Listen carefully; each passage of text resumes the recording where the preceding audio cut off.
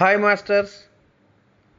రోజుకు ఒక మంచి మాటలో ఒక యోగి ఆత్మకథ 8వ రోజండి. నిన్నటి రోజుని పరమహంస తన స్నేహితులతో హిమాలయాలకు పారిపోవటం, మరి ఆ సన్నివేశంలో కొన్ని సమస్యలు ఎదుర్కోవటం కోసం అతను అన్ని విధాల సమాయత్తం అవటం అన్నీ తెలుసుకుంటున్నాం. మనకింక కావలసినవి క్యాన్వాస్ బూట్లు అని అంటూ అడుగున రబ్బరు వేసినటువంటి బూట్లు అమ్మకానికి పెట్టిన దుకాణానికి మా స్నేహితులను తీసుకువెళ్ళాను. తోలుతో చేసినవన్నీ జంతువులను చంపగా తయారైనవే కనుక ఈ పవిత్ర యాత్రలో మన దగ్గర అలాంటివి ఉండకూడదు అన్న. నా భగవద్గీతకున్న తోలట్ట, ఇంగ్లండ్లో తయారైనటువంటి నా సోలార్ టోపీ, దానికి ఉన్నటువంటి తోలు పట్టీలు తీసిపారేయటానికి నేను వీధిలో ఆగాను. స్టేషన్లో మేము బర్ద్వాన్కి టికెట్ కూడా కొన్నాం. హిమాలయాల దిగువ కొండల్లో ఉన్నటువంటి హరిద్వారం చేరటానికి అక్కడ రైలు మార్గాల్ని నిర్ణయించుకున్నాం. మాలాగే ఆ రైలు బండి కూడా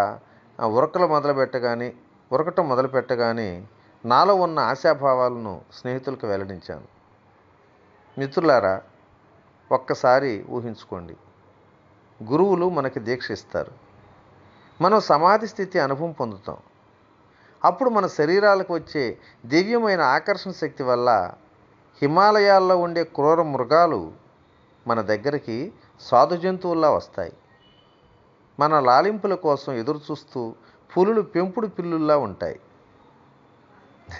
అలంకారికంగా అక్షరాల 2 విధాల సమ్మోహనకరమైనటువంటి ఆ భవిష్యత్ స్థితిని చెప్తున్నటువంటి నేను చెప్తున్న మాటలకు అమర్ పెదవుల మీద ఉత్సాహంగా చిరునవ్వు కూడా విరిసింది. కానీ జతీందర్ చూపు మాత్రం పక్కకి తప్పించాడు.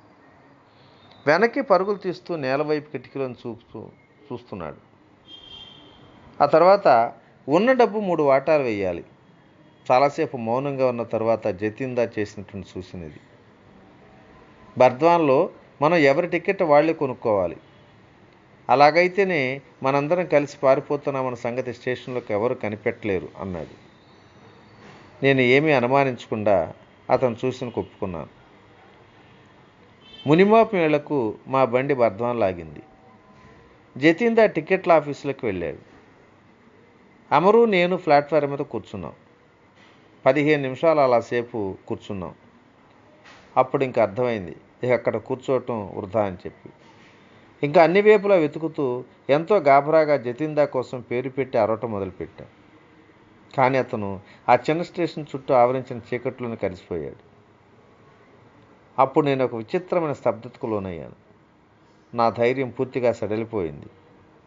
నిరుత్సాహపరిచే ఈ దుర్ఘటనను దేవుడే కలగజేశాడా?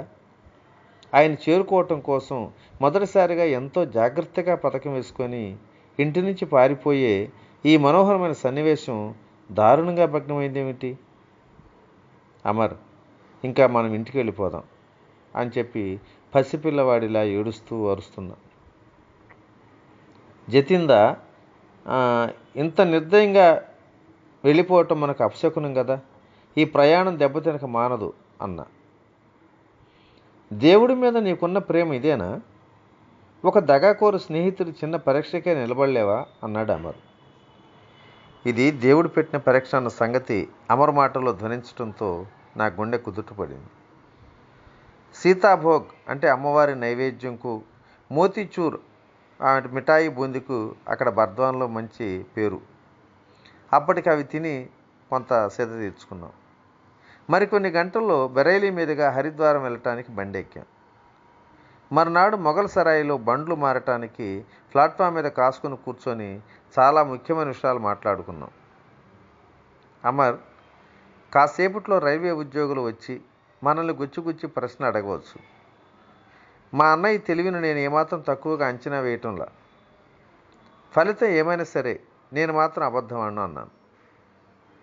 ముకుంద, నేను నిన్ను కోరేదల్లా ఒక్కటే, నువ్వు నిబ్బరంగా ఉండు. నేను మాట్లాడుతుంటే నువ్వేమీ ఎదురు మాట్లాడకు. ఉలక్కుండా పలకుండా అట్లాగే కూర్చో అన్నాడు. ఇంతలోనే ఒక యూరోపియన్ అధికారి వచ్చి నన్ను నిలదీశాడు. ఒక టెలిగ్రామ్ కాగితం నా ముందు ఆడించాడు. దాంట్లో విషయం నేను వెంటనే గ్రహించగలిగాను. మీరు కోపంతో ఇంట్లోంచి పారిపోతున్నారంట. మేము వెంటనే కంగారుగా లేదు లేదు లేదు అంటున్నాం. అప్పుడు ఆ ఉద్యోగి అమర్ వైపు తిరిగాడు. అప్పుడు వాళ్ళిద్దరి మధ్య జరుగుతున్నటువంటి వాగ్వాదం వింటుంటే ప్రజ్ఞా ప్రదర్శనలో ఒకరితో ఒకరు పోటీ పడుతున్నారా అనిపించింది.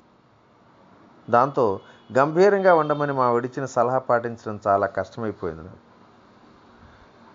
మూడోవాడెక్కడా?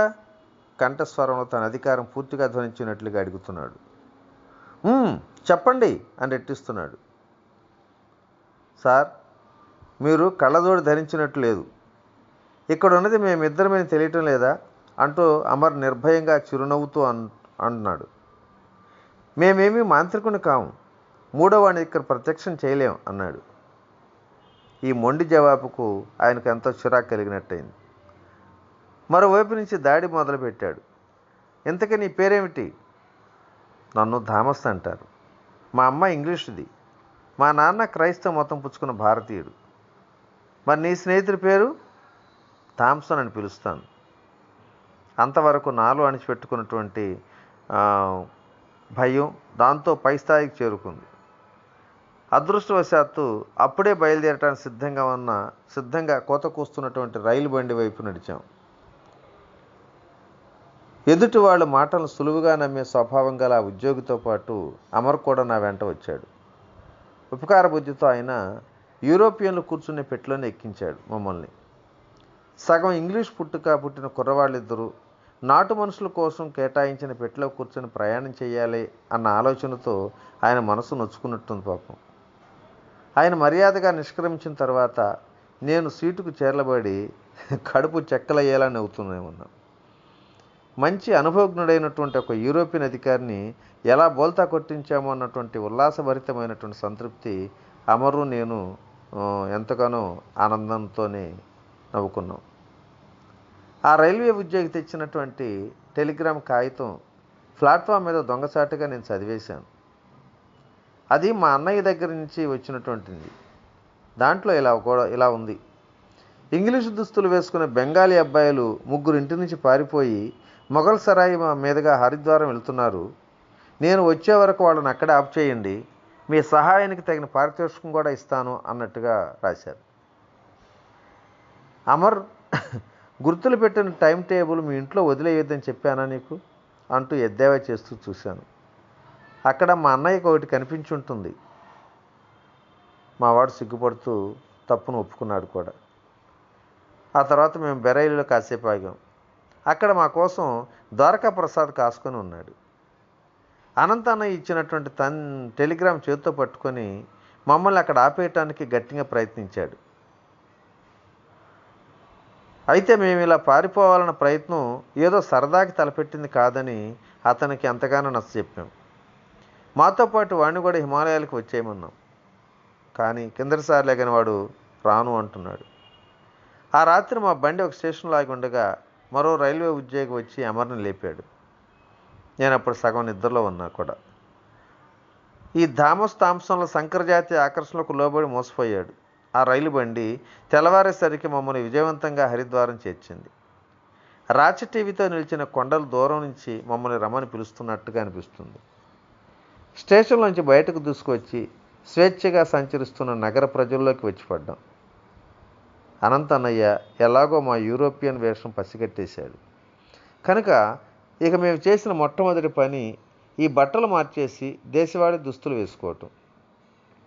పట్టుబడిపోతామని కించ నా మనసులో పిగుతూనే ఉంది. వెంటనే హరిద్వారం విడిచి వెళ్ళిపోవటం మంచిదని అక్కడికి ఉత్తరాన ఉన్న ఋషికేశ్ వెళ్ళటానికి టికెట్లు కొనుక్కున్నాం. చిరకాలంగా ఎంతోమంది మునీశ్వరుల పాదస్పర్శతో పునీతమైనటువంటి భూమి ఋషికేశ్. అప్పటికే నేను బండి ఎక్కేశాను. అమర్ మాత్రం వెనక్కబడి ఇంకా ప్లాట్ఫామ్ మీద ఉన్నాడు. ఒక పోలీస్ కేకతో వాడు టక్కిమని అక్కడ ఆగిపోయాడు. మాకు ఇష్టం లేకపోయినా మా సంరక్షకుడిగా వెంట తగిలినటువంటి ఆ పోలీస్ అధికారి మమ్మల్ని ఒక పోలీస్ స్టేషన్ బంగళాకు నడిపించి మా దగ్గర ఉన్న డబ్బు స్వాధీనం చేసుకున్నాడు. మా అన్నయ్య వచ్చేదాకా మమ్మల్ని అక్కడ ఆఫ్ చేసి ఉంచటం తన విధి అని చెప్పి మర్యాదగా చెబుతున్నాడు. మరి ఈరోజు ఈ మంచి మాటను ఇంతటితో విరమించుకుందాం. రేపటి రోజుని మరిన్ని విశేషాలతో కలుసుకుందాం. ఓకేనా? ఓకే. మరి ఎలా ఉంది? ప్రతి క్షణం ఎంతో ఉత్సాహంగా, ఆదుర్దాగా, యాంగ్జైటీగా ఉంది కదా? ఓకే. చాలా సంతోషం. Thank you. ఇట్లు మీ రామిరెడ్డి మానసరావు. బై.